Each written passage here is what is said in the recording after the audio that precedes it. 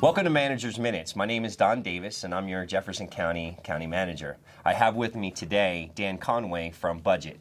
And we recently got an email in basically asking about the budget in the future years because there's been some concern that in 2020 we're going to have to trim our budget, and there's some concern there. I try to get that information out as soon as possible, because I think the longer we have to think about it, the more time we have to take actions that can be very responsible and hopefully relatively painless.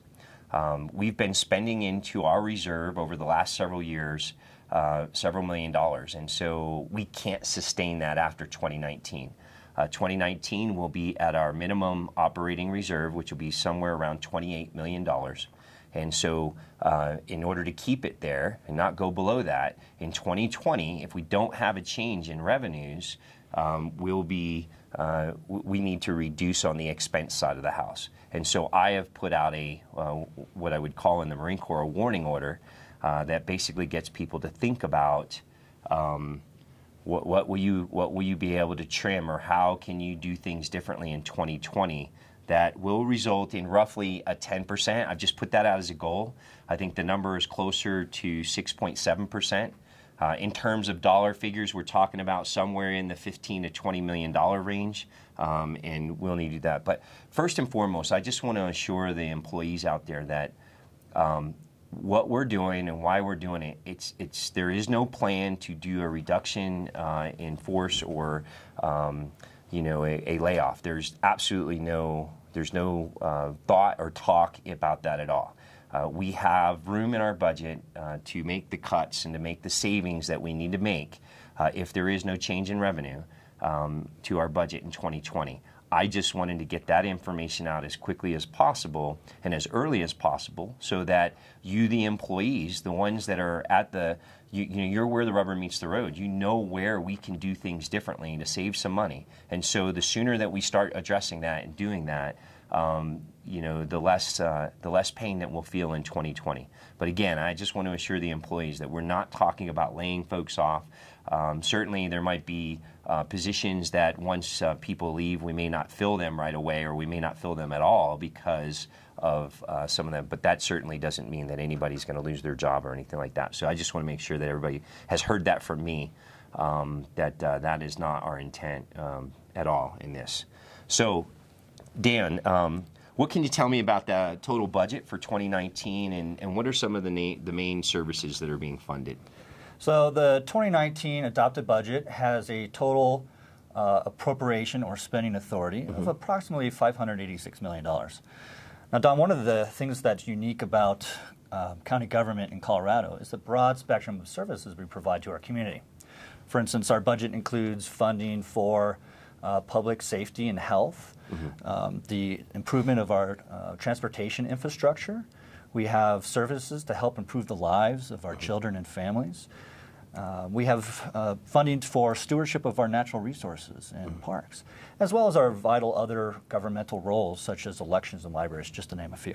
Wow, that's pretty mean. In fact, what you just said kind of brings up a point. We've got general fund dollars, we've got open space dollars, there's state dollars, and there's federal dollars that come into our budget. Right. And when I talk about that 10%, or when we talk about that savings in 2020, what we're really focused on is the general fund portion of the budget. Correct. Of that roughly $600 million, how much of it is the general fund account for?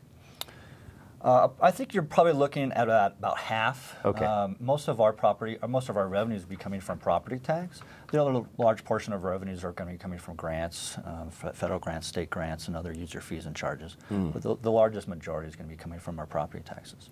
So let me ask you a different question. We just got done with the budget, and we just got approved it and everything like that. What can staff do to help make the budget process go more smoothly? Two things. First, take ownership. Every Jefferson County employee is responsible for managing our budget. This means that we really rely upon the talents and expertise of all our county employees, and we look forward towards their expertise to help contribute to the process. Second, ask questions.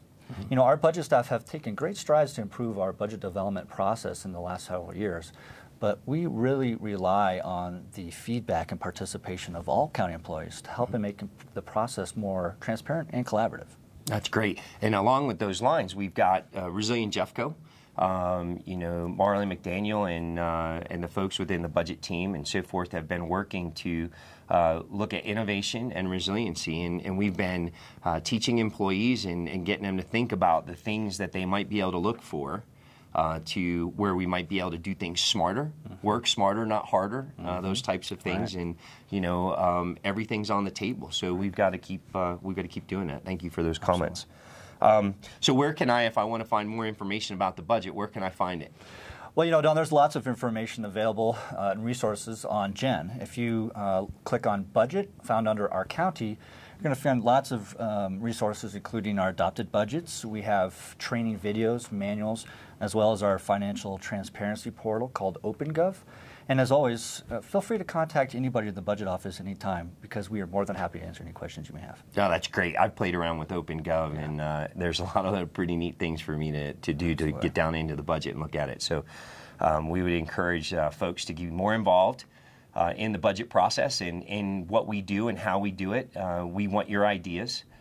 Dan, thanks for showing up for Manager Minutes. Please keep sending your questions and comments and the things that you'd like us to talk about into our Public Affairs office.